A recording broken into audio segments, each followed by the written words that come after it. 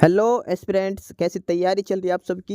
Welcome to our YouTube channel सरकारी नौकरी notifications. Aspirants, आपका अपने यूट्यूब चैनल सरकारी नौकरी नोटिफिकेशंस पर आपका स्वागत है। और एस्पिरेंट्स, आज की एक इम्पोर्टेंट अपडेट है और वो अपडेट क्या है, इस चीज़ को जानने के लिए आप वीडियो के एंड तक बने रहिए। ठीक है, जो भी एस्पिरेंट्स वीडियो पर नए हैं, चैनल पर नए हैं, तो चैनल सरकारी नौकरी नोटिफिकेशंस को सब्सक्राइब करके जरूर चलें।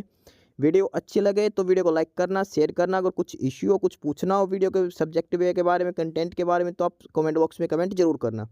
ठीक है, तो एक बार फिर से, अगर सब चैनल सब्सक्राइब नहीं किया तो चैनल सब्सक्राइब करते हो। चलिए शुरुआत करते हैं। एस्पिरेंट्स HSSC CET 2024 और उसी के संदर्भ में एक ये न्यूज़ है और इसमें हम देखेंगे CET का क्या प्रपोजल है जो सरकार को भेजा जाएगा, क्या चेंजेज हैं जो HSSC करने वाली हैं। और ये आज की ही ये न्यूज़ है और इसमें जो चेयरमैन हैं जो HSSC के, उनकी स्टेटमेंट भी इसके अंदर दी गई है। और इसमें देखते हैं कि CET कब कंडक्ट करवाया जा सकता है, अमेंडेड क्या क्या क्या उसमें संशोधन किया गया है, सारी चीज़ें इसमें हम चेक करने वाले हैं। HSSC CET 2024 जो होगा अभी उसका नोटिफिकेशन आना है, उसी के रिगार्डिंग जो चेयरमैन है HSSC के हिम्मत सिंह जी, उनके द्वारा जो स्टेटमेंट्स दी गई हैं वो सारी डिटेल्स इसमें हम देखने वाले हैं जो HSSC के द्वारा जारी की जाएगी। और इसमें जो सबसे पहले जो चीज़ है वो ये है कि जो नोटिफिकेशन जो आएगा CET का, वो अगले महीने यानी कि जो नवंबर महीना है उसमें नोटिफिकेशन आ जाएगा। CET जो एग्ज़ाम होगा वो दिसंबर में होगा और जो स्कोर कार्ड है वो 3 साल के लिए वैलिड रहेगा। साथ में अंक बढ़ाने के लिए दोबारा टेस्ट दे पाएंगे। ये सारी बेसिक डिटेल्स चीज़ें हैं और डिटेल में अब इस नोटिफिकेशन को हम चेक करते हैं। डिटेल में क्या क्या खबरें हैं वो इसमें हम जानते हैं और इसमें जो चीज़ें लिखी गई हैं वो एक बार बता देता हूँ आपको फटाफट से। हरियाणा कर्मचारी चयन आयोग HSSC द्वारा दिसंबर में कॉमन एलिजिबिलिटी टेस्ट CET की परीक्षा संभावित है। इसे लेकर आयोग नवंबर की शुरुआत में ही नोटिफिकेशन जारी कर सकता है। जो CET होना है अब की बार, उसका जो नोटिफिकेशन है वो नवंबर महीने में ही जारी किया जा सकता है और उसी के संदर्भ में ये दिया गया है। अगर नवंबर में नोटिफिकेशन आता है तो दिसंबर में 99% एग्जाम आपका कंडक्ट करवाया जाएगा। दिसंबर के लास्ट वीक तक आपका एग्जाम कंडक्ट हो जाएगा CET का। इसके अलावा CET में जो चीज़ हैं वो ये है कि यह CET 3 साल के लिए मान्य होगा। जो CET है HSSC CET, ये 3 साल के लिए इसका स्कोर कार्ड मान्य होगा। युवा अपने अंक बढ़ाने के लिए दोबारा परीक्षा भी दे सकते हैं। साथ ही 4 गुना फार्मूले पर भी चर्चा की जा रही है। CET परीक्षा को लेकर सरकार व HSSC में पत्राचार शुरू हो चुका है। यानी कि CET में क्या क्या संशोधन होने हैं, कैसे क्या करवाना, तो HSSC और हरियाणा सरकार के बीच में आपस में एक दूसरे से लेटर लिखकर इंफॉर्मेशन ली जा रही है, आदान प्रदान किया जा रहा है। सबसे इंपॉर्टेंट जो चीज़ होती है CET में वो है 4 गुना फार्मूला का। जो कैंडिडेट्स जो मेंस एग्जाम में जो बैठते हैं, CET का जो दूसरा एग्जाम होता है उसमें जो 4 गुना कैंडिडेट्स बुलाए जाने हैं, इसमें संशोधन होना जरूरी है। सबसे ज़्यादा जो कैंडिडेट्स की जो मांग है वो यही है कि 4 गुना जो कैंडिडेट्स बैठाए जाते हैं मेंस एग्जाम में, उसमें संशोधन हो और ज़्यादा से ज़्यादा कैंडिडेट्स को मेंस एग्जाम में बैठने का मौका मिले। अब HSSC के पास 2 ऑप्शंस हैं जो ऐसी संभावनाएं जताई जा रही हैं। अब ये देखना बाकी है कि सरकार इसको CET को क्वालिफाई करती है या फिर 4 गुना की जगह 10 गुना बुलाती है या फिर ज़्यादा बच्चों को बुलाती है मेंस एग्जाम के लिए। इस चीज़ के ऊपर भी अभी चर्चा होनी बाकी है। इसी के साथ ही जो अमेंडेड नोटिस आएगा उसमें ये चीज़ें क्लियर मेंशन होगी। क्लियरली ये चीज़ मेंशन की जाएगी वहाँ पर कि बच्चे 4 गुना ही बुलाए जाएंगे या फिर क्वालिफाई किया जाएगा या फिर 10 गुना। क्वालिफाई नहीं हो सकता, इसका एक रीज़न और भी है, वो आपको आगे बताया जाएगा। वो रीजन क्या है वो आपको ये यहाँ पे देख लीजिए कि युवा अपने अंक बढ़ाने के लिए दोबारा परीक्षा दे सकते हैं। अगर CET मान लीजिए क्वालिफाई हो चुका है तो आपको दोबारा एग्जाम देने की जरूरत है, कोई भी बच्चा दोबारा एग्जाम देगा ही नहीं। मान लीजिए 50 नंबर क्वालिफाई के हैं, किसी बच्चे के 51 नंबर आ गए तो उसको दोबारा CET देने की जरूरत ही नहीं है प्रीलिम्स की। तो इसलिए अगर ये अंक बढ़ाने का ऑप्शन दिया गया, इसका मतलब CET जो है वो क्वालिफाई तो किसी भी कंडीशन में नहीं हो सकता, क्योंकि क्वालिफाई हो गया तो जो कैंडिडेट एक बार पास हो गया उसको दोबारा CET देने की जरूरत नहीं है, 3 साल तक उसका वो स्कोर चलेगा। तो इसके हिसाब से क्वालिफाई जो CET का होना है वो तो मुश्किल चांस है, बहुत मुश्किल चांसेस है।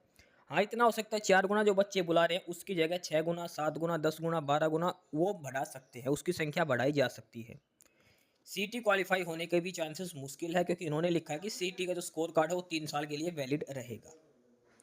आगे है कि हरियाणा में भाजपा की तीसरी बार सरकार बनते ही 24,000 युवाओं का रिजल्ट जारी कर नौकरी दी गई है। इसके बाद से ही युवा सीईटी परीक्षा का इंतजार कर रहे हैं ताकि वे भी नौकरी के लिए अप्लाई कर सकें। इसके लिए एचएसएससी द्वारा सीईटी की परीक्षा ली जाएगी। अब जो नौकरियां होनी है हरियाणा वो सीईटी के द्वारा ही होंगी, तो अब सभी कैंडिडेट्स उसका वेट कर रहे हैं।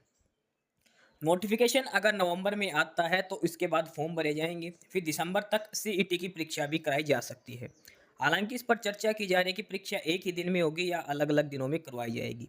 सबसे बड़ा जो मैटर है वो ये है कि जो सीईटी का एग्जाम होगा वो एक दिन में हो या 2 दिन में, क्योंकि अगर एक दिन में हो तो भी 2 शिफ्टें तो कम से कम लगेगी। अब एचएसएससी इस कोशिश में है कि एग्जाम जल्दी से जल्दी निपट जाए, बाकी सरकार से उन्होंने राय ली जाएगी। ये चेयरमैन है एचएसएससी के, और इसी के रिगार्डिंग जो एग्जाम एक दिन में हो गया 2 दिन में, इसी के रिगार्डिंग जो सीईटी का प्रपोजल है वो एचएसएससी ने सरकार को भेजा है। हरियाणा कर्मचारी चयन आयोग के चेयरमैन हिम्मत सिंह ने कहा है कि सीईटी को लेकर प्रपोजल तैयार किया जा रहा है। यह प्रपोजल सरकार को भेजा जाएगा। इसमें सरकार से पूछा जाएगा कि सीईटी को एक दिन में कराया जाए या ज़्यादा दिनों में। सरकार की अनुमति मिलने के बाद ही तिथि निर्धारित होगी। जो चेयरमैन एचएसएससी है उन्होंने जो स्टेटमेंट दी वो ये कहा कि जो सीईटी है, सीईटी का एक प्रपोजल है वो गवर्नमेंट को भेजा नहीं भी भेजा जाएगा, और उसमें ये पूछेंगे कि सीईटी हम एक दिन में कंडक्ट करवाएं या फिर 2 दिन में। क्योंकि अगर एग्जाम ज़्यादा दिन में कंडक्ट होता है, मतलब एग्जाम 2 दिन चलता है 3 दिन चलता है, तो उसमें नॉर्मलाइजेशन ये करेंगे। नॉर्मलाइजेशन से फिर बच्चों के इश्यूज हो जाते हैं कि मेरे नंबर इस शिफ्ट में नंबर कम कर दिए, इसमें बढ़ा दिए, इसमें ज़्यादा कम कर दिए। इस वजह से कोशिश ये रहेगी कि एग्ज़ाम एक ही दिन में हो जाए। हालांकि एक शिफ्ट में तो पॉसिबल नहीं है, क्योंकि सीईटी का जो एग्ज़ाम हो सिर्फ और सिर्फ सिलेक्टेड डिस्ट्रिक्ट्स में ही कंडक्ट करवाया जाता है।